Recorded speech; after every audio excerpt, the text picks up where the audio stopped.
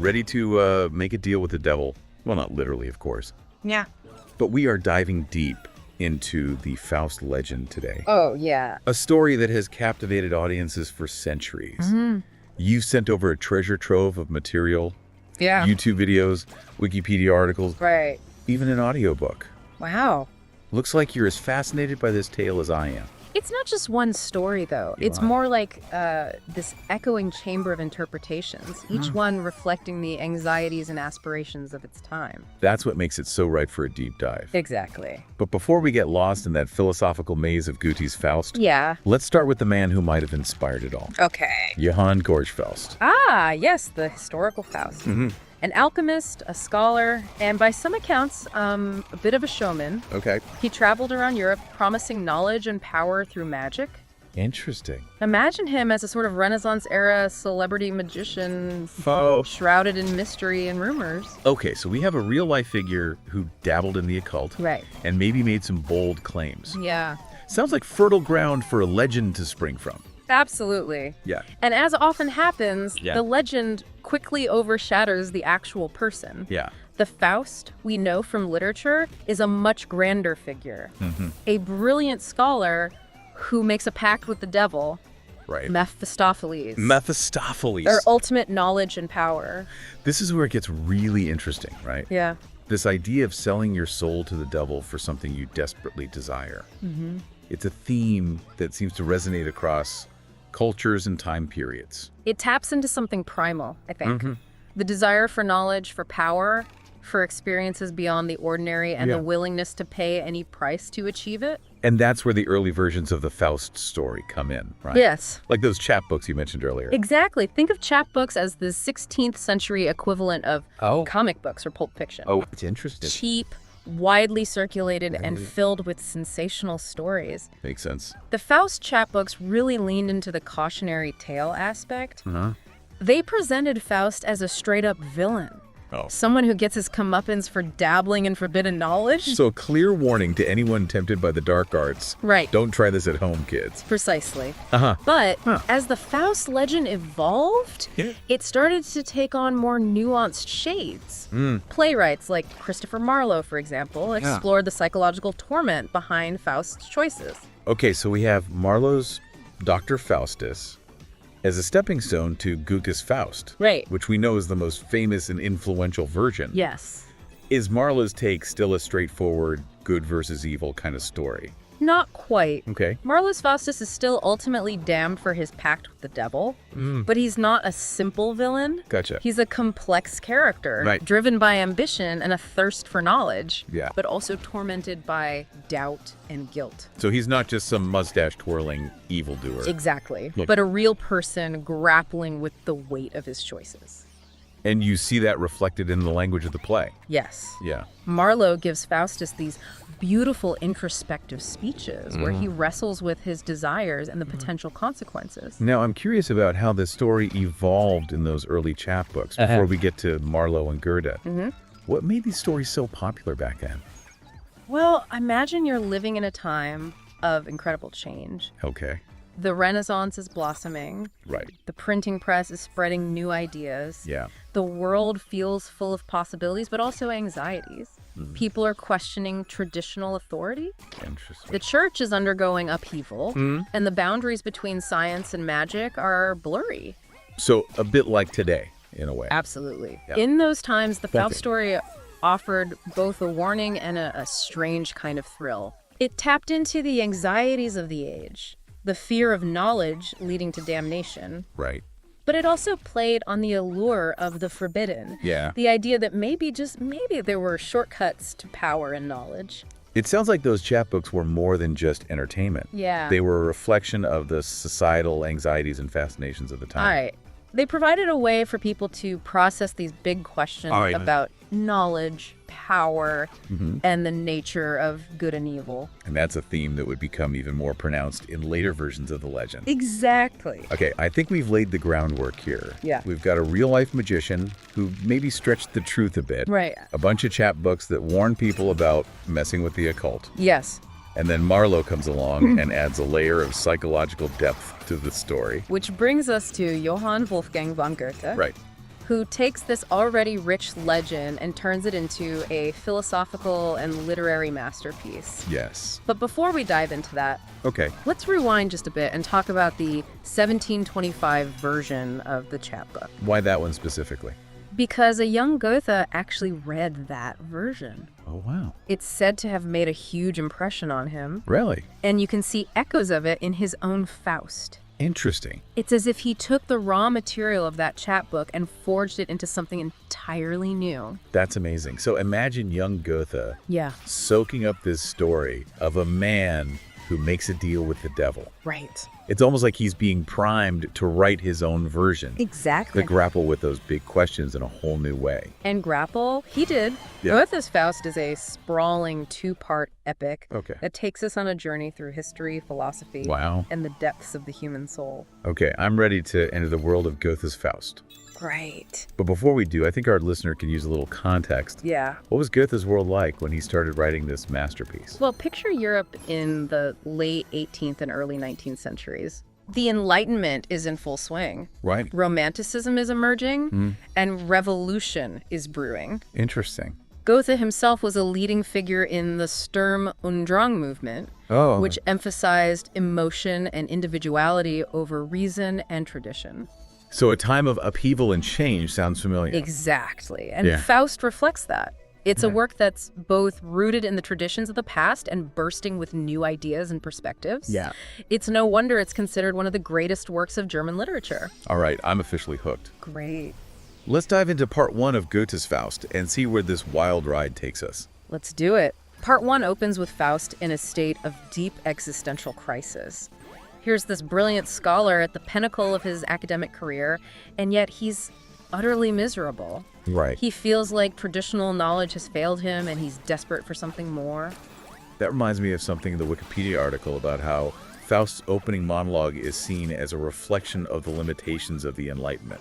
It's as if Goethe is suggesting that pure reason and intellect can only take us so far. Exactly. And in his desperation, Faust turns to magic, seeking a more visceral, experiential form of knowledge. Okay. This is where he summons Mephistopheles, who embodies the seductive power of the forbidden. So it's not just a simple pact. It's more like Faust is actively seeking out an alternative path to knowledge, Right. even if it means risking his soul. Right. And what's fascinating is how Goethe frames this pact as a wager between God and Mephistopheles. It elevates the story to a cosmic level, suggesting that Faust's struggle is a reflection of a larger battle between good and evil, Right. or perhaps between faith and doubt.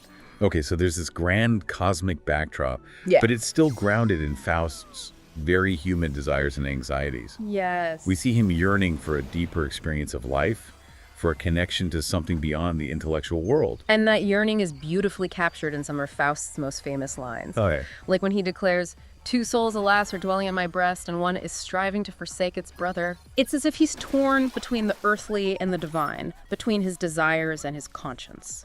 That duality is something I think we can all relate to. We all have those moments where we're pulled in different directions. Yeah. Trying to reconcile our ambitions with our values. Absolutely. And Goethe doesn't shy away from exploring the consequences of those internal struggles. Right. One of the most powerful aspects of part 1 is the tragic story of Gretchen.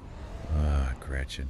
It's heartbreaking to see how Faust, in his pursuit of pleasure and experience, ultimately leads to her destruction. Yes. It's a stark reminder that even the most brilliant minds can be blinded by their desires. And it's not just that Faust is blinded, it's that his actions have real devastating consequences for those around him. Of course. Gretchen's innocence and love for Faust make her downfall all the more tragic. In that YouTube video, the speaker argued that Gretchen represents the eternal feminine, Yeah. concept that Goethe explores further in part 2. Right. It made me realize that she's not just a victim in Faust's story. She represents something larger, a kind of purity and innocence that Faust desperately seeks, but can never fully grasp. That's a really insightful connection. It speaks to the depth and complexity of Goethe's work. Yeah. He's not just telling a story, he's weaving together philosophical ideas, literary traditions, and psychological insights. It's no wonder people are still analyzing and interpreting Faust centuries later. Exactly. There's so much to unpack. And we haven't even touched on part 2 yet. I know, right? That's where things get really wild. Okay. Faust's journey takes on a more symbolic and philosophical dimension. He travels through time, interacts with historical figures, and even attempts to reshape the world through grand, ambitious projects. It sounds like part 2 is a completely different beast from part 1. It is. I remember the YouTuber comparing part 1 to Goethe's earlier novel, The Sorrows of Young Werther, Yeah. which was this really intense, emotional story. Right. Then they pointed out how Goethe himself later admitted his soul was too conciliatory to write a true tragedy, It's interesting. which you can kind of see in the hopeful ending. There's definitely a shift in tone and focus in part 2. Yeah. It reflects Goethe's own intellectual and personal growth over the years. Faust's striving in part 2 is less about personal fulfillment and more about leaving a lasting impact on the world. So it's not just about quenching his thirst for knowledge anymore. It's about using that knowledge to shape the future. Exactly. And that leads to some really interesting questions about the nature of ambition, progress, and the limits of human endeavor. It makes me think about our own world today and all the ambitious projects we're undertaking, from technological advancements to social reforms. Right. Are we, like Faust, sometimes blinded by our desire to leave our mark on the world, even if it means making Faustian bargains along the way? That's a question worth pondering, but let's not get ahead of ourselves. We still have to unpack Faust's ultimate fate. Right. Does he achieve redemption, or is he forever damned by his pact with Mephistopheles? That's the cliffhanger Goethe leaves us with at the end of part 1, right? Yeah. Gretchen finds peace, but Faust is left grappling with the weight of his choices. And then there's that long wait for part 2, where he's suddenly thrown into this whole new world of possibilities and challenges. Which is where we'll pick up next time. Get ready for a whirlwind tour through time history and the depths of the human psyche. Oh boy. Part 2 of Faust is a wild ride, and we're just getting started. Okay, so we left Faust at the end of part 1, wrestling with guilt and yearning for something more. Right. Now in part 2, he's thrust into this vast, almost surreal landscape. Yeah. What's Goethe doing here? Is he just messing with us? Not quite. Remember, part 2 came decades after part 1. Right. And Goethe himself had undergone a major transformation. He'd shifted from the passionate Sturm und Drang writer to someone more interested in classical forms and philosophical ideas. The YouTube video called it Goethe's Shift to Classicism, Yeah. which I guess is a good way to sum it up. Right, and that shift is reflected in how part 2 unfolds. Okay. It's less about a straightforward narrative and more about exploring big ideas through symbolism and allegory. Okay, so less about the emotional roller coaster of part 1. Yeah. And more about the intellectual head trip of part 2. Exactly. Got it. But where does Faust fit into all of this? Right. What's his journey like in this new landscape? Well, it's almost like he's on a quest for redemption, but not in a traditional religious sense. Okay. He's still driven by ambition and a thirst for knowledge. Right. But now it's directed towards more grandiose goals. He wants to leave a lasting legacy to reshape the world through ambitious projects. So it's almost like his striving has evolved. Right. It's not just about personal satisfaction anymore. Yeah. It's about making a real impact on the world. Exactly. And that brings us to one of the most fascinating aspects of part 2. Okay. Faust's encounter with Helen of Troy. Wait, Helen of Troy. Yes. As in the face that launched 1,000 ships. What's she doing in a story about a guy who made a deal with the devil? That's the beauty of Goethe's Faust. Okay. He's weaving together these different strands of mythology and history to create something entirely new. Yeah. Remember that YouTube video that talked about the concept of the eternal feminine? Oh, yeah. Well, Helen of Troy is seen as an embodiment of that concept. She represents beauty, passion, and a connection to the classical past. And Faust, in his quest for ultimate knowledge and experience, is naturally drawn to her. Yes. It's like he's trying to recapture a lost ideal, the kind of perfect beauty that he can never fully possess. Precisely. And their relationship is both passionate and tragic, reflecting the tension between the fleeting nature of beauty and the human desire for something eternal. It sounds like Goethe is packing a lot of symbolism into this one encounter. He is, and it's not just about Helen of Troy. Oh, right, of course. In part 2, Faust also travels through time, interacts with emperors and mythical figures, and even attempts to create a utopian society. Wow. It's a whirlwind tour through history, philosophy, and the human imagination. It's making my head spin just thinking about it. But what about Mephistopheles? Yeah. What's his role in all of this? Well, he's still Faust's constant companion. Right. But their relationship has evolved. How? Mephistopheles is less of a tempter and more of a cynical observer. Right. Commenting on the absurdity of human ambition Right. and the futility of striving for perfection. So he's become the ultimate skeptic, the voice of doubt and disillusionment. Exactly. It's almost like he represents that part of us that scoffs at grand ideals and reminds us of our limitations. Exactly. And that tension between Faust's idealistic striving and Mephistopheles' cynical realism is at the heart of part 2. Now I have to ask about the ending. Okay. Does Faust ultimately win the wager? Does he achieve redemption? That's the big question, isn't it? It is. And Goethe's answer is complicated.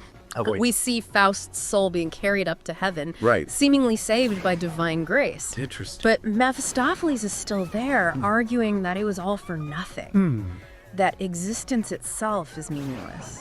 So Goethe is leaving it up to us, the readers, to decide. Right. Did Faust's striving ultimately matter? Yeah. Was it all just a grand illusion? I think the ambiguity is part of what makes Faust so powerful. Yeah. It doesn't offer easy answers or simple moral judgments. It challenges us to confront the complexities of human existence and to grapple with the big questions about meaning, purpose, and the nature of good and evil. So after this deep dive into the Faust legend, what's the takeaway? Yeah. What can we as modern readers glean from this centuries-old story? I think Faust offers a timeless reflection on the human condition. Okay. It reminds us of the power and danger of our desires, the allure of knowledge and power, Right. and the importance of balancing ambition with compassion and a recognition of our limitations. It also reminds us that the journey is just as important as the destination. Faust's constant striving, his willingness to learn and grow, is ultimately what redeems him. It's a reminder that even in the face of failure and disappointment, we can still find meaning and purpose in the pursuit of something greater than ourselves. And that, I think, is the enduring legacy of the Faust legend. Yeah. It's a story that continues to challenge and inspire us centuries after it was written. Well, I have to say, after this deep dive, I'm feeling a renewed appreciation for the power of stories. They can transport us to other worlds, introduce us to new ideas, and even help us make sense of our own lives. That's the beauty of these deep dives. They're not just about summarizing information. Yeah. They're about sparking curiosity and encouraging further exploration. Exactly. So to our listener, if you're feeling similarly inspired, Yeah. why not pick up a copy of Goethe's Faust? Yeah. Or check out one of the many film adaptations. Right. There's a whole world of Faustian interpretations out there waiting to be discovered. And as you explore this timeless legend, consider this. Okay. If Mephistopheles represents a part of Faust's psyche, what does that say about the duality within each of us? Right. How do we navigate the tension between our desires and our conscience, our ambitions and our values? That's a question worth pondering. And on that note, we'll leave you to continue your own personal exploration of the Faust legend. Until next time.